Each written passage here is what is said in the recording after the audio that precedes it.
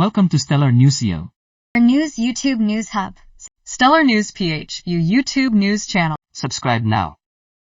Dito sa Stellar Network ay siguradong updated ka sa showbiz news at iba pa.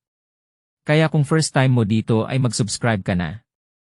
Matapos ang hindi matatawarang tagumpay ng pelikulang Hello, Love Again, tila umaalingaw-ngaw ang panawagan mula sa mga tagahanga na muling magsanib-puwersa ang GMA7 at ABS-CBN, pero sa pagkakataong ito, para sa isang teleserye na pagbibidahan nina Catherine Bernardo at Alden Richards.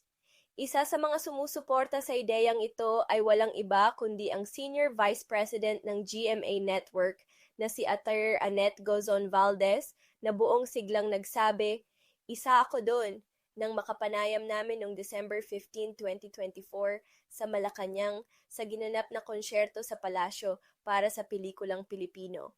Movie o teleserye, bagamat excited si Ma'am Annette, aminado siyang mas praktikal ang paggawa ng pelikula kumpara sa teleserye.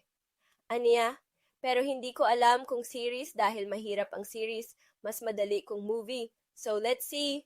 Dagdag pa niya, bukas ang GMA sa anumang posibilidad ng muling pakikipagtulungan sa ABS-CBN, lalo na't maganda ang resulta ng naunang collaborations nila tulad ng Hello, Love Again at ang kasalukuyang block time agreement ng It's Showtime.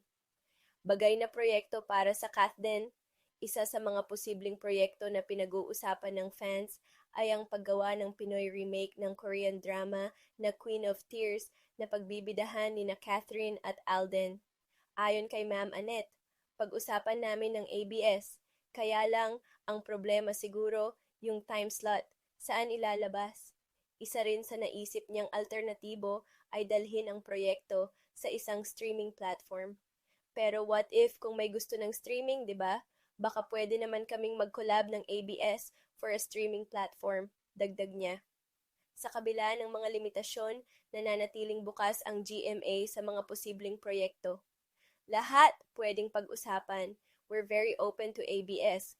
Maganda naman yung collab namin. Clamor para sa Kathden. Mula nang magbida ang dalawa sa kanilang unang proyekto sa pelikula, naging iconic na tambalan ang Kathden, kaya't marami ang umaasam na muli silang magsama sa screen.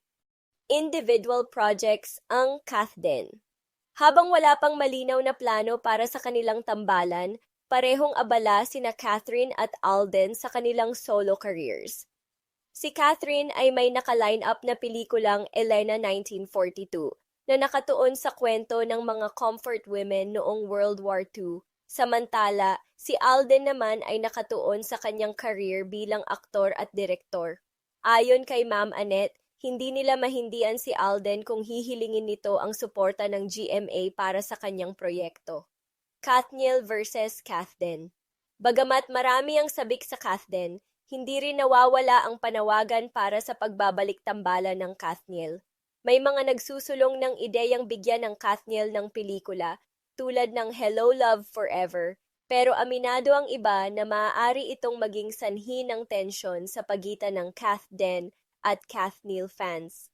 Ayon sa ilang kritiko, maaaring makabuti kay Catherine na mag-focus muna sa kanyang solo projects upang mas lumago ang kanyang karera nang hindi nakadepende sa isang ka-love team. Gayunpaman, nananatiling mataas ang posibilidad na magsama ulit sina Catherine at Daniel Padilla, depende na rin sa tamang panahon at proyekto. Ano ang susunod para sa Kathden? Bagamat wala pang konkretong plano, malinaw na bukas ang GMA7 at ABS-CBN sa posibilidad ng muling pagsasama ng Kathden. Sa kabila ng mga hamon, nananatili ang suporta ng kanilang fans na sabik sa anumang proyekto na muling magdadala ng kilig at inspirasyon mula sa dalawang bituin. Kung anumang proyekto ang magkatotoo, isa lang ang tiyak, patuloy na magbibigay ng saya at excitement ang Kathden sa kanilang mga tagahanga, kapuso man o kapamilya. Ano ang masasabi niyo sa issue natin today? Feel free to comment your This has been Angelo, hanggang sa susunod na balita.